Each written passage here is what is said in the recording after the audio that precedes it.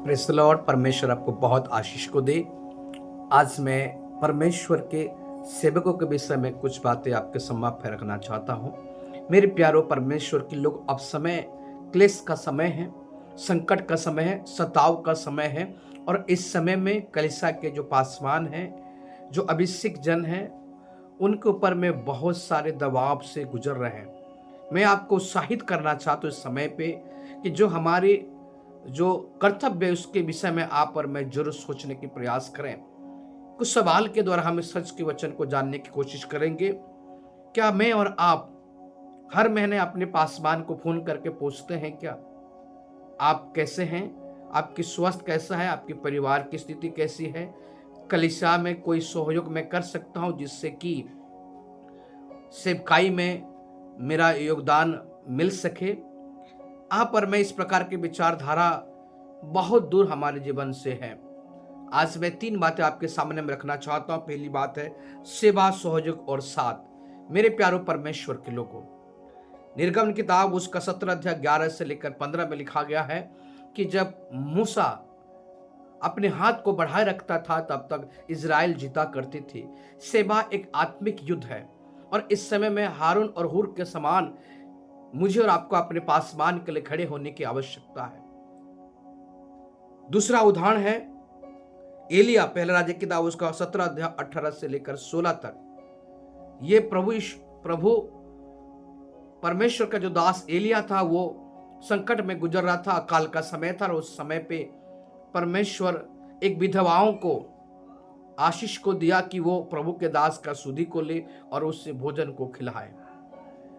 आज प्रभु के दास आर्थिक संकट से गुजर रहे हैं, हमारी क्या कर्तव्य बनता है।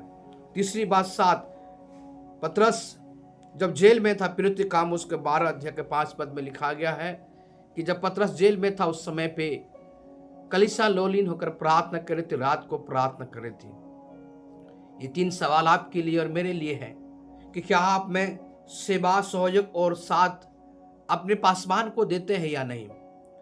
कल मैं एक संदेश को प्राप्त हुआ जिनके देखकर मुझे बहुत ही आहत हुआ कि एक प्रभु के दास के सर फट गया है और उनको जेल में डाल दिया गया है।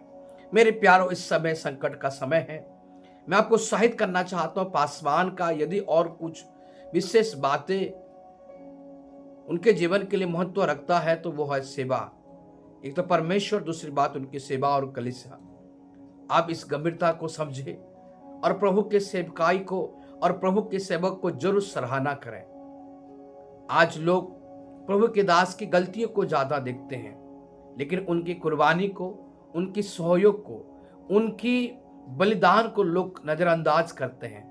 मैं आज आपको प्रभु के दास होने के नाते उन सारे पासवानों की तरफ से मैं आपको निवेदन करना चाहता हूं। ये अब समय आ गया है, इस क्लेश के समय पे अपने पासवानों के साथ खड़े रहें। इस क्लेश के समय पे आप उनको आर्थिक सहयोग करें। इस क्लेश के समय पे आप उनकी भावनात्मक रीति से मनोबल को बढ़ाएं।